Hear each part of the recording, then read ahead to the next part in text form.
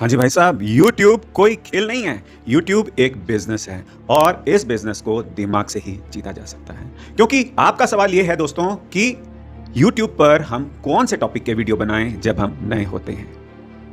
इसका आंसर भी आपको अपने अंदर से ही मिलेगा। मैं आपको एक छोटी सी स्टोरी समझाने वाला हूं, बताने वाला हूं अपने एक्सपीरियंस से। अगर आपने मिस कर दिया ना तो फिर आप समझ नहीं पाएंगे YouTube का एक्चुअली में खेल क्या है।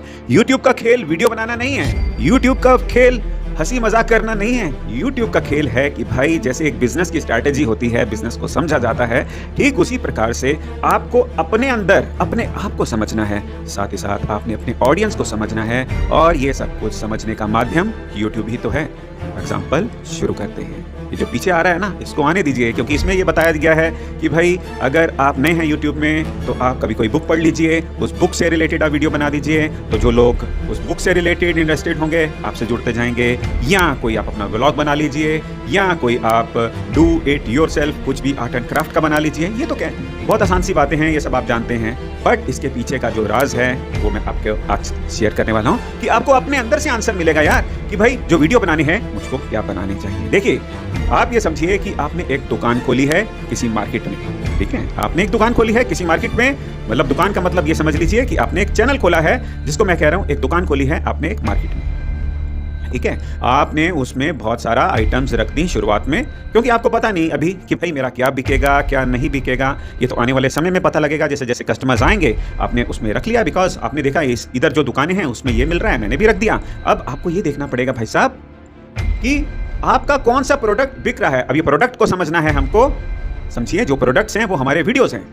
अब आपकी जो प्रोडक्ट्स हैं जिसको वीडियो समझ रहे हैं, कौन सी प्रोडक्ट आपकी ज़्यादा बिक रही है, कौन सी नहीं बिक रही। और साथ ही साथ आपने ये देखना है कि भाई मेरे जो पड़ोसी हैं उनका क्या ज़्यादा बिक रहा है। क्या मैं उससे अच्छी क्वालिटी का लेके आ सकता हूँ, उससे कम पैसों का लेके आ सकता हूँ, या जो वो बेच रहे हैं, जैसे फॉर एग्जाम्पल अगर कोई वो शर्ट बेच रहा है पर पैंट नहीं बेच रहा, तो क्या अगर मैं पैंट लेकर आऊँगा तो उसकी शॉप में जो शर्ट लेने आएंगे मेरी दुकान से फिर वो पैंट भी खरीदेंगे। और अगर पैंट खरीदेंगे उसके साथ में यार एक टाई भी लेकर आ जाता हूँ, और टाई भी ले आता हूँ, सर्दियाँ आ रही हैं तो जैकेट और कोट भी ले आता हूँ। तो कहने का मतलब आपने मार्केट को समझा, आपने देखा क्या बिक रहा है, जो आपका कॉम्पिटिटर जो पड़ोसी के पास माल है उससे अच्छा लाना है, उससे सस्ता लाना है, या अगर उससे मिलता जुलता कोई आप ऐसा सामान लेकर आएँ कि वहाँ से जो खरीदारी हो, बाकी का सामान आपसे लोग लेने आएँ। ठीक उसी प्रकार से दोस्तों, जब हम वीडियो बनाते हैं शुरुआती दौर में मतलब कि पहली बात, अगर आपको ये सोचना है कि जो आपने चैनल बनाया अपनी मर्जी की करी है या किसी की सलाह लेकर करी है, ये बहुत बड़ा एक सवाल है। आपको चैनल बनाना है अपनी मर्जी का, यार वीडियोस तो आप बनाएंगे ना, या आपकी मम्मी पापा फ्रेंड्स जिसने भी बोल दिया भाई तू ये बना ले, और आपका उस पर इंटरेस्ट ना हो, तो फिर कितने दिन वीडियो बनाएंगे। क्योंकि ये यूट्यूब कोई 20-20 मैच नहीं है, आए और खेला और बस मिल गया कप आपको, नहीं। यहाँ पर आपको पिच में टिक के रहना है। जितना टिक के रहेंगे उतना ही आप लंबा खेलेंगे, उतने ही आप ज़्यादा वीडियो बनाएंगे। क्योंकि यहाँ पर आपको हर दिन एक नई परेशानी आएगी कि आज कौन सा वीडियो बनाना है। कई बारी वीडियोस बनाने के समय आपको ये परेशानी आएगी कि लोग आपका मजाक उड़ाएंगे, जिसको भी आप बताएंगे, यार बताना नहीं है ना आपको किसी को, आप बताएंगे और अच्छा तो बनाएंगे नहीं शुरुआती तौर पे, और फिर डिजेक्टेड फील करेंगे, यार ये तो मेरा मजाक उड़ा रहे हैं लोग, मुझे शर्म आ रही है, मैं नहीं बनाऊंगा। क्योंकि यूट्यूब एक खेल नहीं है, यूट्यूब एक बिजनेस है, लॉन्ग टर्म का सोच के चलना है। सक्सेस इतनी जल्दी से नहीं मिलेगी आपको लगातार काम करना है, और ये सोच के करना है कि भाई मेरे को सफलता मिल चुकी है, यूट्यूब से मेरे को पैसे आ रहे हैं। ये सोच के अगर चलेंगे, माइंडसेट पैसे का अगर माइंड सोच के चलेंगे, तो आप यहाँ पे लंबी देर तक नहीं टिक सकते।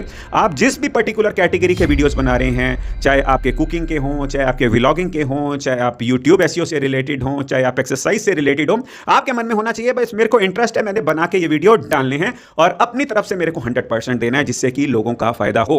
लोगों का फायदा तभी होगा अगर आप कंसिस्टेंट रहेंगे। कंसिस्टेंसी के साथ साथ आपको ये देखना है कि उसमें जो आप बात बता रहे हैं उससे लोगों का इंटरेस्ट होना चाहिए, और आप ऑडियंस के साथ इंगेज कर रहे हैं। आपने ऐसा करने से अगर आप वीडियो बनाएंगे शुरुआती दिनों में, तो आपको 1 महीने या 2 महीने में आपको YouTube एनालिटिक्स में से पता लग जाएगा। मेरे और भी वीडियोस आप जाके देख सकते हैं कि किस तरीके से, और यहाँ अगर नहीं समझ में आए तो आप मेरे को नीचे कमेंट में लिख दीजिए, मैं बताऊंगा। आपको अपने YouTube स्टूडियो में एनालिटिक्स देखनी है कि भाई शुरुआती दिनों में मैंने जो वीडियो डाली, देखिए स्टार्ट करते हैं कोई बिजनेस तो ये पता थोड़ी होता है, बस अपना अंदाजे से होता है कि भाई मेरा ये इंटरेस्ट है और मैं ये वीडियोस बना रहा हूं, अपनी मर्जी से बना रहा हूं, किसी और की मर्जी से नहीं, क्योंकि मेरा इंटरेस्ट है, मैं वीडियो बना रहा हूं। और आपको वही करना चाहिए जो आपका इंटरेस्ट हो, उसी इंटरेस्ट से आप 10, 20, 15, 20, 50 वीडियो बना दीजिए। और फिर उसके बाद आप एनालिटिक्स पे देखिए भाई ये मैंने वीडियो डाले थे, कौन से वीडियो मेरे ज्यादा चले, कौन से वीडियो ज़्यादा नहीं चले, कौन से वीडियो ज़्यादा चले का ये मतलब है कि चाहे 5 व्यूज़ आए, 10 व्यूज़ आए, चाहे कुछ भी आए यार, कोई फर्क नहीं पड़ता। आपका इंटरेस्ट होना चाहिए, आपने करना है तो यार करना है। बाकी लाइफ में स्कूल में जा रहे हैं, कॉलेज में जा रहे हैं, ऑफिस में जा रहे हैं, अगर यूट्यूब चैनल खोला है तो ये नहीं कि बस यहाँ पे आए और एक दिन श्यू होके एकदम स्टार बन जाएंगे, ऐसा नहीं है। यहाँ पे आपको पिच में टिक के रहना है, लगातार काम करना है, लोगों की लाइफ में वैल्यू ऐड करनी है, ऑडियंस के साथ इंगेज करना है और एनालिटिक्स में देखना है कि भाई साहब मेरे वो कौन से वीडियोस हैं जो थोड़ा बहुत भी चले हैं तो बहुत अच्छी बात है। अब वो वाले टॉपिक के वीडियो जो थोड़े से भी चले हैं, अब नेक्स्ट वीडियो आपके उसी टॉपिक से रिलेटेड होना चाहिए बट दूसरा वर्जन होना चाहिए।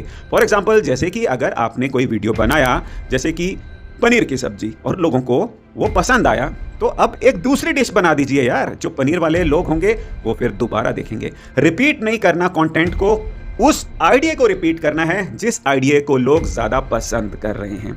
तो आई होप इस वीडियो को और लंबा खींचने की जरूरत नहीं है। आंसर आपको ये मिल गया है कि जब हम नए होते हैं ना यूट्यूब में, समझ नहीं पाते, लगातार वीडियोस बनाओ 10, 15, 20, 25 और फिर एनालिटिक्स में चेक करो कौन सा वीडियो ज़्यादा चल रहा है। और इसमें एनालिटिक्स में एक जाते हैं तो वहाँ पे एक रिसर्च टैब भी आता है, वहाँ पे पता लगता है कि भाई यूट्यूब में क्या सर्च हो रही है, मेरे ऑडियंस, मेरे सब्सक्राइबर्स क्या सर्च कर रहे हैं और क्या कंटेंट गैप्स हैं।